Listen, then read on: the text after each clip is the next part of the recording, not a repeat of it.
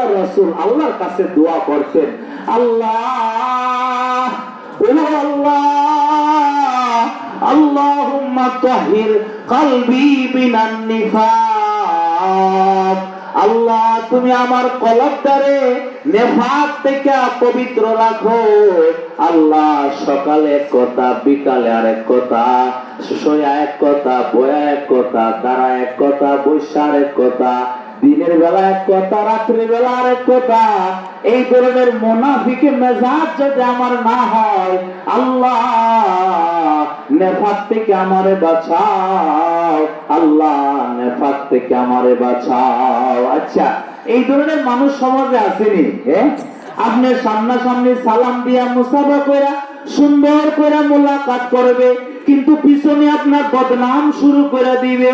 ও মুসলমান, এটা মুনাফিকদের স্বভাব, এটা মুনাফিকদের খাসলত।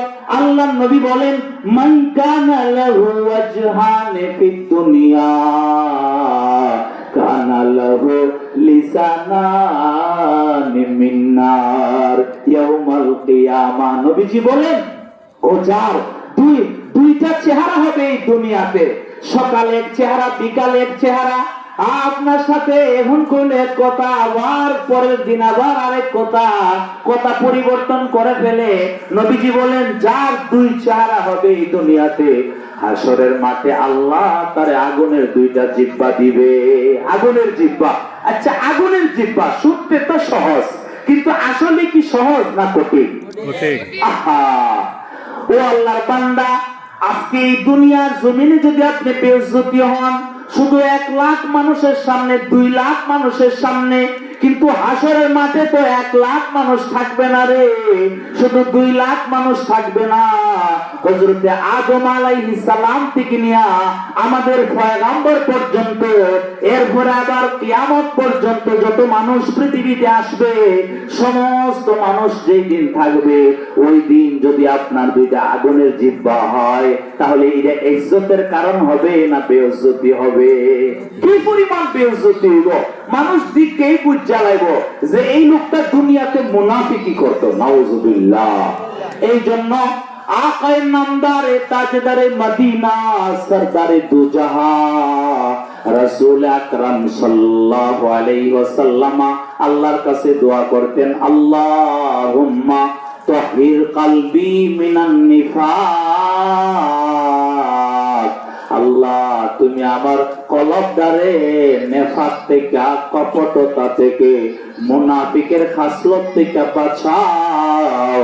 2 নম্বর, ওয়া আমালি মিনার রিয়া, আল্লাহ লোক দেখানো আমল যাতে আমি না করি, আমার আমলটা হবে একমাত্র আমার মাওলার রেজার জন্য, আমার মাওলার রেজামন্দির জন্য, সন্তুষ্টির জন্য। আল্লাহ তুমি আমার আমলগুলিরে রিয়া থেকে বাঁচাও। 3 নাম্বার, ওয়াল লিসানি মিনাল কাযিব, আল্লাহ আমার এই জিহ্বাটারে মিথ্যা থেকে বাঁচাও, যাতে জিহ্বা দিয়া মিথ্যা কথা না বলি। 3 নাম্বার, 4 নাম্বার, ওয়া আইনি মিনাল খিয়ানা, আল্লাহ এই চোখটারে খিয়ানত থেকে বাঁচাও, পরনারীর দিকে তাকানো থেকে বাঁচাও। আর নিজের বউ তোমার জন্য হালাল, কিন্তু আরেকজনের বউ তোমার জন্য হারাম। আরেকজনের উপযুক্ত মেয়ের দিকে তাকানো যাবে না, তুমি তোমার মেয়ের দিকে তাকাও, আল্লাহর রহমত নাজিল হবে। তুমি তোমার বিবির দিকে তাকাও, আল্লাহর রহমত নাজিল হবে। তুমি তোমার মায়ের চেহারার দিকে তাকাও, আল্লাহর রহমত নাজিল হবে।